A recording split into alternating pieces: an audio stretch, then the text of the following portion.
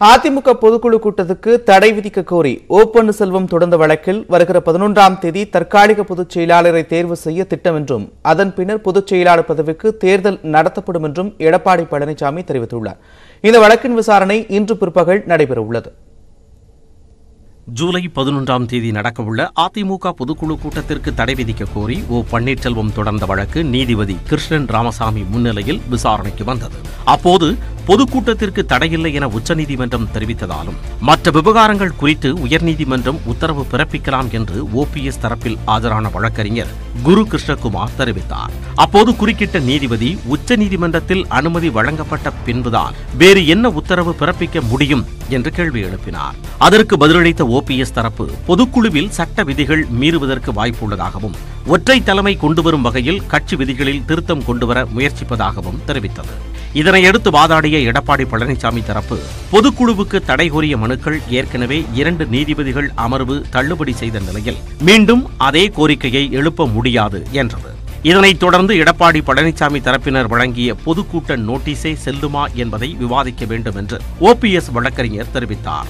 அப்போது அதிமுக நடத்தும் அனைத்து கூட்டங்களும் முறையாக நோட்டீஸ் அனுப்பித்தான் நடத்தப்படுகிறதா என்று நீதிபதி கேள்வி எழுப்பினார். இதற்கு பதிலளித்த ஓபிஎஸ் தரப்பு ஒருங்கிணைப்பாளர் இணை ஒருங்கிணைப்பாளர் தவிர வேறு எவருக்கும் பொதுக்குழுவை கூட்ட அதிகாரம் இல்லை என்று தெரிவித்தது. மேலும் ஜூலை 11ஆம் தேதி பொதுக்குழு நோட்டீஸில் எவர் கையெழுத்தும் இல்லை என்றும் வெறும் தலைமை கழக நிர்வாகிகள் என மட்டுமே இருந்ததாகவும் ஓபிஎஸ் குறிப்பிட்டார். அப்போது ஒருங்கிணைப்பாளர் இணை ஒருங்கிணைப்பாளர் பதவிகள் காலியாக இருந்தால் கட்சியே செயல்படாதா என்று நீதிபதி கேள்வி எழுப்பினார்.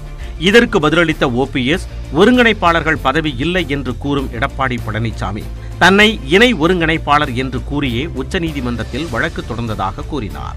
இதனைத் தொடர்ந்து எடப்பாடி பழனிசாமி தரப்பில் ஆஜரான வழக்கறிஞர் பொதுக்குழுவில் அதிமுக தற்காலிக பொதுச் செயலாளரை தேர்வு செய்ய திட்டம் இருப்பதாக தெரிவித்தார். அதன் பின்னர் பொதுச் செயலாளர் தேர்தல் நடத்தப்படும் என்றும் தேர்தலில் ஓபிஎஸ் உட்பட யார் வேண்டுமானாலும் போட்டியிடலாம் என்றார். மேலும் இது ஜூன் 23ஆம் தேதி நடைபெற்ற பொதுக்குழுவின் நீட்சி அல்ல எனவும் இது சிறப்பு பொதுக்குழு என்றும் தெரிவித்தார். அப்போது குறுக்கிட்ட நீதிபதி ஜூன் 23 பொதுக்குழுவில் ஒருங்கிணைப்பாளர் பதவிகள் காலாவதியாகவில்லை என்றால் ஜூலை 11 பொதுக்குழுவை தமிழ்மகன் உசேன் எப்படி அறிவிக்க முடியும் என்றார். இது தொடர்பாக பதில் மனு தாக்கல் செய்ய எடப்பாடி தரப்பு 2-3 நாட்கள் கால அவகாசம் கோரியது. இதையடுத்து ஒருங்கிணைப்பாளர் இணை ஒருங்கிணைப்பாளர் பதவிகள் காலாவதியாகிவிட்டதா, பொதுக்குழுவை கூட்ட தலைமை கழக நிர்வாகிகளுக்கு அதிகாரம் உள்ளதா, எத்தனை நாட்களுக்கு முன் பொதுக்குழு நோட்டீஸ் அனுப்பப்பட வேண்டும், பொதுக்குழு நோட்டீஸில் கையெழுத்திடுவது யார் என்பது குறித்து விரிவான பதில் மனு தாக்கல் செய்ய எடப்பாடி பழனிசாமிக்கு நீதிபதி உத்தரவிட்டார். வரும் 11ஆம் தேதி அதிமுக பொதுக்குழு நடைபெற்றால் மீண்டும் தேர்தல் ஆணையத்தை நாடுவோம் என ஓபிஎஸ் ஆதரவாளர் வைத்திலிங்கம் தெரிவித்துள்ளார். சென்னை கிரீன்வே சாலையில் உள்ள ஓ பன்னீர்செல்வம் இல்லத்தில் வைத்திலிங்கம், மனோஜ் பாண்டியன், வெல்லமண்டி நடராஜன், குன்னம் ராமச்சந்திரன் உள்ளிட்டோர் ஆலோசனையில் ஈடுபட்டனர். பின்னர் செய்தியாளர்களிடம் பேசிய வைத்திலிங்கம் 11ஆம் தேதி பொதுக்குழு கூட்டப்பட்டால் தேர்தல் ஆணையத்தை நாடுவோம் என்று தெரிவித்தார். இந்த பொதுக்குழு நடத்தக்கூடாது, மீறி நடந்தால் எந்த தீர்மானமும் செல்லாது. மேற்கொண்டு நாங்கள் வழக்கு தொடக்க மற்ற தேர்தல் கமிஷன் நாடவும் எங்களுக்கு வாய்ப்பு இருக்கிறது. இப்பொழுது உயர்நீதிமன்ற தனி நீதிபதி தீர்ப்புக்கு பிறகு எங்களுடைய அடுத்த கட்ட நடவடிக்கையை சொல்லுகின்றோம். இதனிடையே எடப்பாடி பழனிசாமி உட்பட அதிமுக நிர்வாகிகளுக்கு எதிரான நீதிமன்ற அவமதிப்பு வழக்கை சென்னை உயர்நீதிமன்றம் தள்ளுபடி செய்தது. ஜூன் 23ஆம் தேதி அதிமுக பொதுக்குழு கூட்டத்தில் உயர்நீதிமன்ற உத்தரவு மீறப்பட்டதாக பொதுக்குழு உறுப்பினர் சண்முகம் என்பவர் நீதிமன்ற அவமதிப்பு வழக்கு தொடர்ந்திருந்தார்.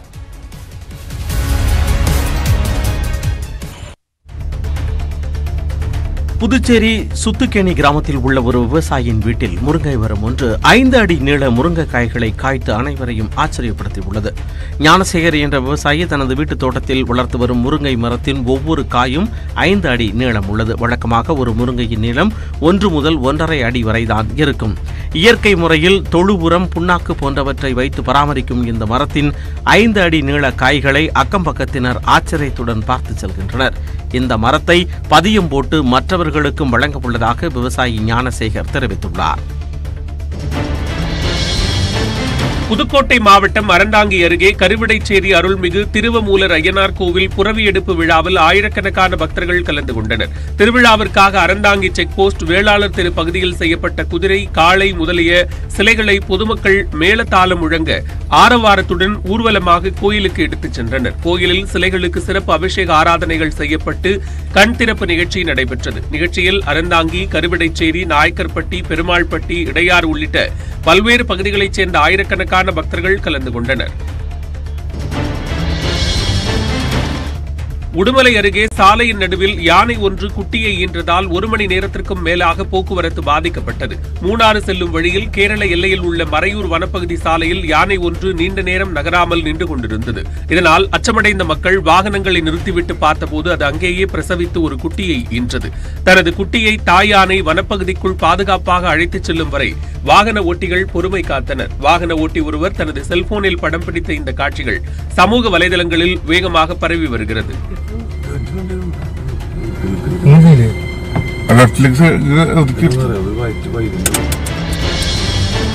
சிவகங்கை மாவட்டம் மதகுப்பட்டி அருகே போலி மதுபானங்களை தயாரித்து வந்த ஆலையை கண்டறிந்த போலீசார் அதனை நடத்தி வந்த 3 பேரை கைது செய்தனர். போலீசாருக்கு கிடைத்த ரகசிய தகவலை தொடர்ந்து மேல அம்மச்சிப்பட்டி கிராமத்தில் நடைபெற்ற சோதனையில் போலி மதுபான ஆலை கண்டறியப்பட்டது. அங்கு மதுபானம் தயாரிக்க பயன்படுத்திய இயந்திரம், 2000 காலி பாட்டில்கள் மற்றும் பிரபல மதுபான பெயர் கொண்ட போலி லேபிள்கள் பறிமுதல் செய்யப்பட்டன.